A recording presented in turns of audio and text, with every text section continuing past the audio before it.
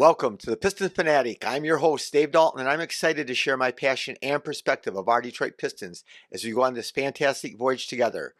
I've been a diehard Pistons fan since the days of Dave Bing and Bob Lanier. I've also been the varsity basketball coach of a very successful program in Northern Michigan. Thank you for listening. Please subscribe if you haven't done it already and click on that like button. Today, we're going to talk about some trades that are probably not going to happen. And so one of the big ones, Zach Lowe just put out a trade for Kevin Durant to the Detroit Pistons for Tobias Harris, Isaiah Stewart, Jaden Ivey, and a first-round draft pick. And we're going to dive into that, why it's not probably likely. Devin Booker just extended his contract, and so there's Piston fans that hope to get Devin Booker. He signed for $17 million a year for the last 2 years. That extends him to 2030. We're going to talk about different players, Giannis. We're going to talk about Lauri Markkanen, Zion, Myles Turner, Derrick White, Bobby Portis, and a bunch of guys that been rumored to Pistons and Piston fans have gotten excited about, but I think are very unlikely. But let's break down. Stephen A. Smith got on First Take, and he listed his A list, and he had 5 teams best suited for KD to go to and 5 teams best suited for Giannis to go to. And the Pistons were number 4 on his list for Kevin Durant, and a couple other guys in the studio. The Morris twins, they both kind of chimed in and agreed, I think, with that and thought it would be good. And so anyway, I don't think so. So here's the deal. And I love Kevin Durant, so don't get me wrong. And would he be a great fit? Would I love to go into a game, the playoffs, and having him on our team? Would we have beat the New York Knicks with Kevin Durant? Pretty sure we would have last year. But here's the problem. So you all know Kevin Durant is he's 37 years old, and he is, so that's old in NBA land, and he's still great though, man. He was great this past year. But the problem is, so you give up Ivey, Tobias to make the money work, Stu, and a first round pick. And so we lose 3 players that are real valuable. We still got some good guys left, but still that gets rid of a lot of guys. And then he's going to want a 2-year extension. And so if we give up those guys, we would have to be sure that he is going to extend with us. So we don't know if he would choose us. Why would he choose Detroit? We have a good young team. If you stuck him with without trading any of those guys, it would be amazing. And he makes a lot of money, and older players get injured. He's not as good on defense as he used to be, but he averaged 27 points this year and 6 rebounds, 4.2 assists. He shot 53% from the floor and 43% on threes. And he's hard to guard, he's hard to block. He can get a shot off like anytime he wants to. But it's just, what are we going to do if we trade all those guys, and then after he's gone, or if he breaks down, and then plus we're going to have to pay him a lot more money. He's making $55 million his last year. This upcoming year he'll be making about $55 million, and then we have to extend him above that. And so that's going to take up a huge, really handcuff us of what we can pay players. So again, I've mentioned this countless times. Trajan's talked about he's not going to do anything. He's more about building slowly and patiently. He would make a big move, and it will be fascinating to see what they give up for Durant, what teams give up. But Zach Lowe's really respected. He's really good.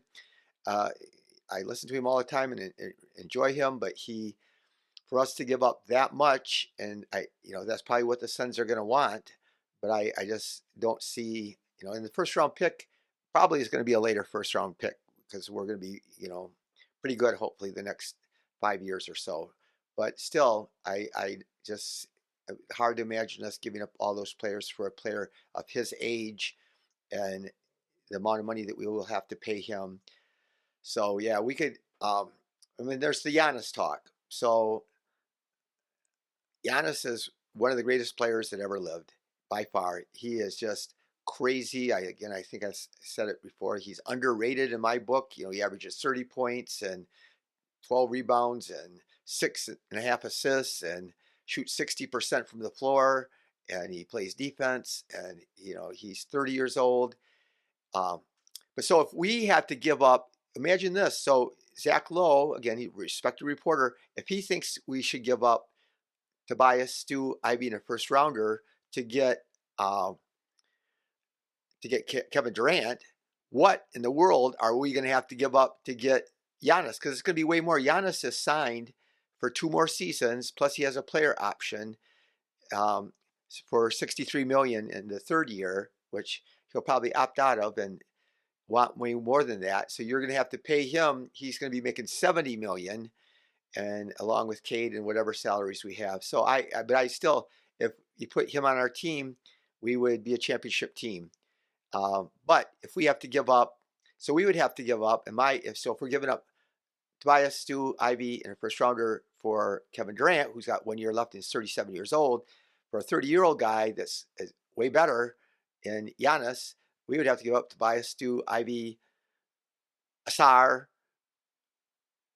anybody else, plus multiple first-round picks. So you're really throwing all your eggs into that one basket, and we got these guys that have the potential to grow and get better and be real good. And so even guys on their, we're talking about the extensions with Cade. Cade got that extension, plus he made an extra $9 million for making all NBA. But we have to pay Ivey and Durant, extend them. But when we do their extensions, they're going to be extended for 4 or 5 years, and probably somewhere like between 25 and 30 million a year. And so that's way more affordable. It gives you way more options than these guys who are older and getting their last contract. So let's just real quick, Devin Booker, we wanted him. Everybody in Detroit, he always wears different Detroit Tiger hats and Piston hats and Lion stuff. But he's going to be a free agent. The things are looking bleak in Phoenix. They don't have many options. They don't have draft picks left. They don't have players they can trade except for KD. But he just extended that contract for up through 2030. He's 28 already, and so he's going to sign up for 5 more years. And so he's going to be pretty old. But when he becomes a free agent, he'll be making $75 million a year. So I obviously I think this is a sign that they're really committed to keeping him. Does that mean that we could trade him? My dream was that he fills out this contract, and then when it expires, that he signs as a free agent, and we don't have to give up anybody to get him. That was my dream for getting Devin Booker. So the other thing that's really difficult is there's a lot of these teams have way more to give Giannis and Durant and they can do it easier without really tearing their team up. So the Rockets have, we discussed them before, they have so many young, good quality players and lots of extra draft picks, which we don't. And so do the Spurs. The Spurs have young players that they can afford to get rid of, plus lots of extra first-round draft picks that we don't.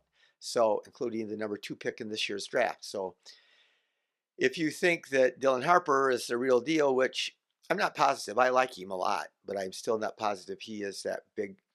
There's been some comps with Cade Cunningham, but it remains to be seen. I hope for his sake that he's that good, but he just might not be. So anyway, lots of things to talk about. So here's a trade.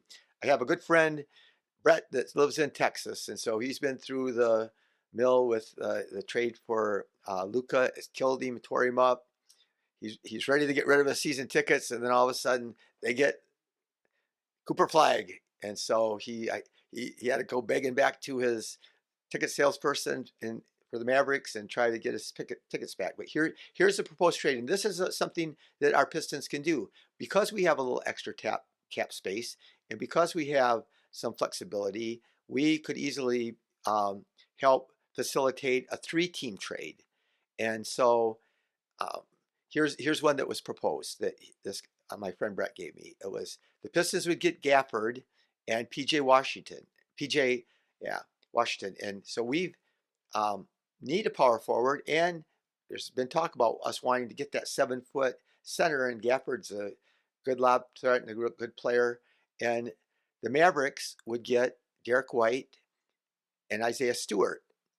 And the Celtics would get some young players from, I don't know where, some player from, he didn't say exactly who they would get, plus at least a first round draft pick from Detroit and a first round draft pick from Dallas. So Dallas, I mean, the Celtics desperately need cap space. They're way, way, way over, and they're going to be hard capped, and they're not going to be able to make any moves because they're going to be over the second apron. So everybody knows they're going to have to unload players. Everybody speculates that it's going to be Drew Holiday and Porzingis are the two guys that they're going to probably try to unload, but and try to lower their salary cap payments. So, but I that would be a good trade. We would just give up a first round draft pick. Again, our first round picks shouldn't be that high, and Isaiah Stewart, and then in exchange for we would get Gafford and PJ Washington.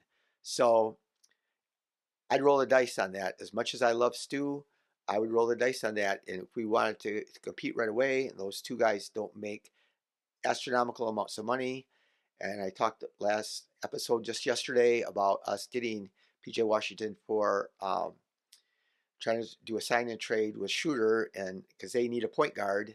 But we'll see that. But that three-way trade is just another example of how we could help teams again facilitate a trade, a three-way trade.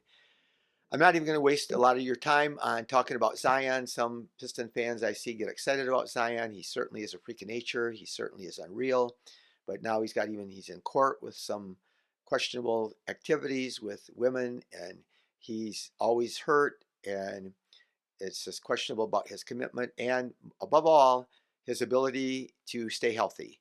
And so, unless they were really selling him low, of course, Trajan would know better than anybody about Zion. If he thought he had the character and was the right person for our team, he would be going after him. So, real good. I mentioned at the very end of my last episode, but I want to mention it again. I'm just really tickled and excited about the Jamaican national team for the summer. That's going to include Asar and Stu and Amen Thompson, the twins playing together, and Scotty Barnes and some other good players. How much fun they're going to be to watch. But Myles Turner. So Myles Turner has been a big one that's in, I see him all the time on Twitter and different places, Facebook, and Bleacher Report reports the Detroit Pistons are interested in Myles Turner. Well, I'm sure they are. I'm sure that every team in the league wants a 7-foot guy that can block shots and shoot threes. Everybody wants that. So I'm sure that Chase will do his due diligence. I'm sure that we probably did stick our toe in the water. But the reality is Myles Turner is 99% going to sign with the Pacers. Here they are. They're in the NBA Finals. They got a good young core. And the Pacers have already came out and said that we are going to be willing to go over the salary cap to pay him. So they've already said that. Again, every team would like him, but they have the ability. We would have to do a sign and trade for a bunch of guys in order to get that trade, and they don't have to do a sign and trade. They need him. Where are they gonna? How are you gonna replace him? Again, every team in the league needs that, and give me a list of all the guys that are great shot blockers, that are 7 foot tall, that can shoot threes really well, and you see that there's a hard time. Again, go listen to my last episode. There are a bunch of power forwards that a lot of those guys can shoot, and so I think there are some options there. But as far as the centers that can really do it, it's really questionable. So, yeah, there's rumors about Detroit trading for Derrick White, and I love Derrick White. Derrick White is a true vet, true professional player. He's does whatever it takes. He's a winning player. He's 31 years old. And he's not an elite player. He is a great player, but not elite. He's not going to push us and just take us to another level. He's solid. He's 16 points, 4 rebounds, 5 assists, shot 38% on threes. He can get them off quick. He takes a high volume. So it's nice to have a shooter, but he doesn't make that much money. He signed through 28-29 for $35 million a year only. So he's not a bad value, but we're just not quite, if we were 2 years from now, if we thought Derrick White would be the missing piece, I would say go get him. But we don't know. There's too many things that we don't know about our team. And while we still see the possibilities of going further next year in the playoffs, we still want our players, our young players, to develop and see what happens before we swing for the fences. Bobby Portis, a lot of you guys like Bobby Portis. When I watch him play, he never misses, but Bobby Portis is not my kind of player. He's got that little tenacity to him, but he's got those bug eyes, and he's 30 years old, and so that's past our timeline. And he's, again, just like Derrick White. He's not this guy. He's a guy that we need, but he's gonna. If he were younger, if he were the same player, and he was 26, and I would be more interested in him. And he averaged 14 points a game, 8 rebounds, 2 assists, 46% from the floor, and 36% on threes. He has a player option this next year for only 13 million. There aren't a lot of teams with money. I don't think that he will sign for that, but I still think there's yeah, it'll be hard. Lauri Markkanen, a lot of people talk about him. So he was, and I would have thought, 2 years ago he was the perfect player. He was an all-star. He tore up the league. He was phenomenal shooting threes and stuff, but he has not hardly played the last 2 years. And this year he only played 47 games. Of course, they've been tanking all the time, so I don't know how much is his fault, how much he's just been held out. But he's 28. He's 7 foot tall. He's a good athlete, and he can shoot it up. He was a great shooter, but this year he only shot 42% from the floor and 34% on threes, and he averaged 19.6 rebounds and 1.5 assists. So he wasn't a phenomenal player. And we all know Danny Ainge is going to want, the farm. He's going to want everything, and he always, wants his players. He always gets more. He always seems like he has to win every trade. So I just really don't think that for us to pay a lot of money to a player, that's his age, and that we would have to give up too much for. But I would love to have him if I thought we could get a bargain based on what he played. His market value should be down after the last 2 years, and so but we'll see. But um, I think they're going to want to win. I think Utah, the Jazz, are going to want to win this year, and so I don't think that they're interested in trading him. He signed an extension, and they said that they want him. So on my last podcast, one of my listeners said, I forgot Sam Hauser, and you're right. A couple guys, I couldn't list everybody, but Sam Hauser is 6'8". He's 27 years old. He averaged 8.5 points, 3.2 assists, 3.2 rebounds, 1 assist, and shot 42% on threes. And he's a flamethrower. He can really shoot the threes. He's got a quick release, and when he's open, he nails it. And he's making about 12 million a year from now to through 28, 29. But here's the problem that the Celtics have. They are so far over the cap, they have to pay. So every $1 million, they have to pay, like, I don't know. I've heard it. I can't remember if it's like 10 million or whatever it is. It's an unbelievable amount times what they pay the actual player that they have to pay in luxury tax. So that's why they would consider getting rid of him, even though I know they value him. So I wouldn't be opposed to getting him. Not sure exactly where the minutes are for him. And again, I mentioned, watch my podcast from yesterday about those guys. I think there's some guys that I would prefer that are more versatile players, like Jake LaRavia, can play defense, rebound, and pass really well. And yeah, there's some guys that I think would be much better, even though he would be probably reasonable. We probably would be able to get him for not much, so just so the Celtics can cut their salary. So Sam Merrill, another guy, man, he plays for the Cavs. He doesn't miss. He's a flamethrower. He can really shoot. He's only 6'4". He's 29 years old.